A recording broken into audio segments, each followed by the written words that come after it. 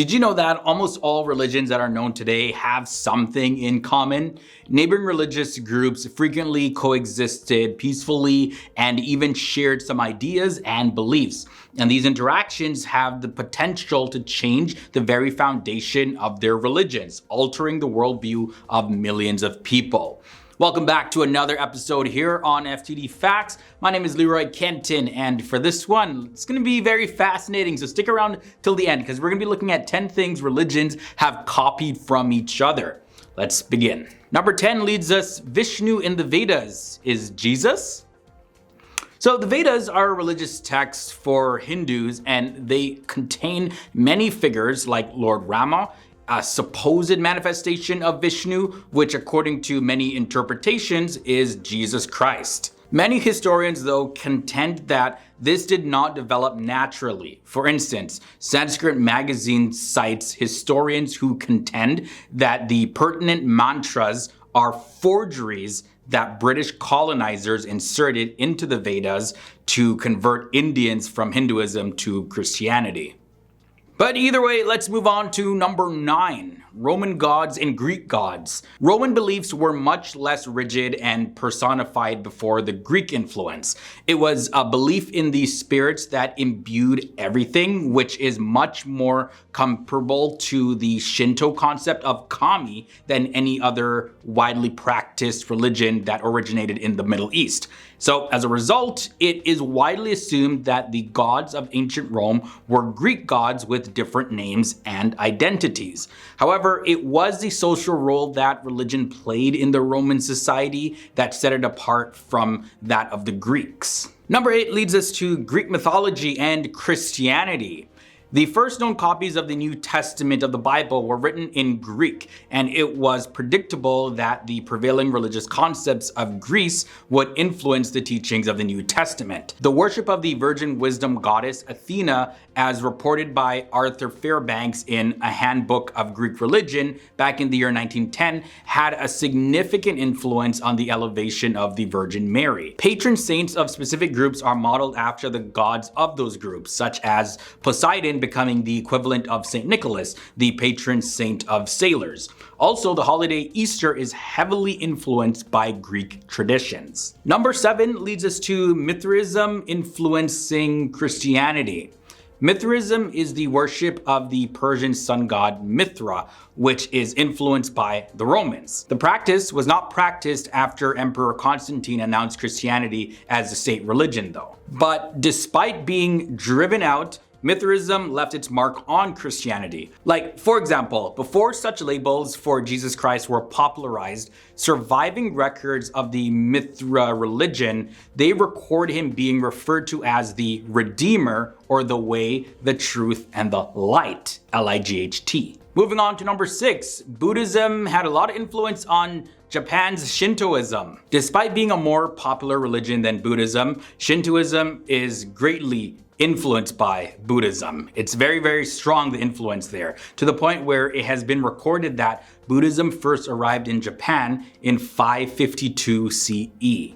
So in no time, Buddhist priests claimed that the Shinto kami spirits were simply manifestations of the enlightened Buddhist adherents who went through constant cycles of death and rebirth. And then over time, the religions merged to the point where Shinto shrines housed Buddha statues and Buddhist priests maintained Shinto temples. Number 5 leads us to another interesting relation here, Islam's influence on Buddhism.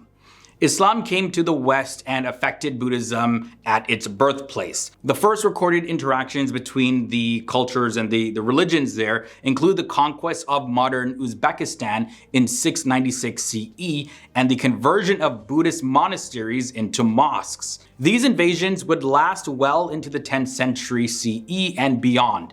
And then in the year 851 CE, Islam changed Buddhist lore in a particularly notable way. There was a legend that Buddha left a footprint on a mountain in Sri Lanka. But after Islam spread to the island, the myth was changed so that Adam's footprint was there. And even the mountain's name was named Adam Peak. Let's talk about dargahs up next at number 4. Muslims and Hindus have destroyed each other's religious places in the past, but recently, during the regime of Narendra Modi in India, there has been some coexistence of both religions, relatively peaceful, but at times it's been really rocky and, conflict erupts. But either way, there are hundreds of sites throughout India which Hindus and Muslims perform their respective prayers literally inches apart.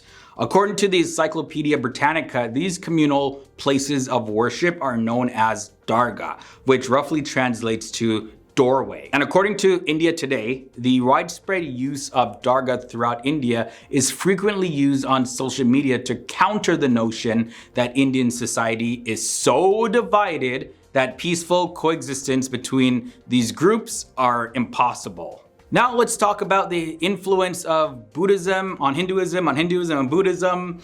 Some sects of Hinduism are famous for incorporating religious figures of different religions into their religion, and the same goes for Buddhism. Despite how popular Buddha was among Hindu groups in the centuries after his passing away, the majority of them were not about to convert to Buddhism.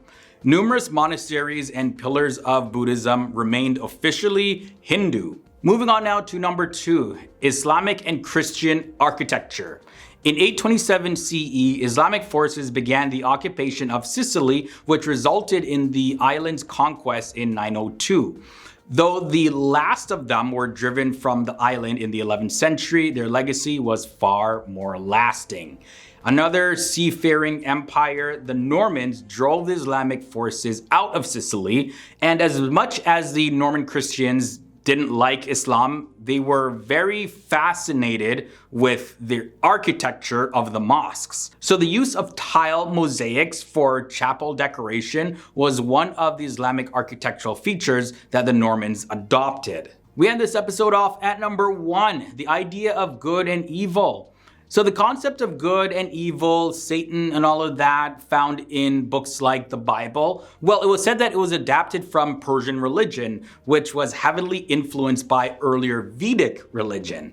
Many deities from other cultures were incorporated into Vedic religion, including Dayas, as well as Usas, and Ashivins from the Proto-Indo-European culture.